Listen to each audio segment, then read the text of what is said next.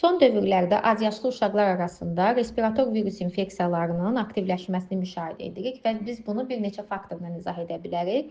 Mövsümi dəyişikliklər, kollektiv mühitə adaptasiya, immunitetin zəifləməsi, həmçinin uşaqların ticarət mərkəzləridir, oyun zonalarıdır, əyləncə məkanlarına, insanların sıx toplaşdığı, havalandırması məhdud olan qapalı sahələrə tez-tez aparmaqdır. Bundan başqa xəstə uşaqların kollektivə aparılması infeksiyanın yayılmasının əsas mənbələrindən biridir. Bəs uşaqları necə qoruyaq? Burada biz gigiyenik tədbirləri etməliyik. Yəni əlləri tez-tez sabunla yuyulması, oyuncaqların və tez-tez toxunulan səthlərin təmizlənməsidir.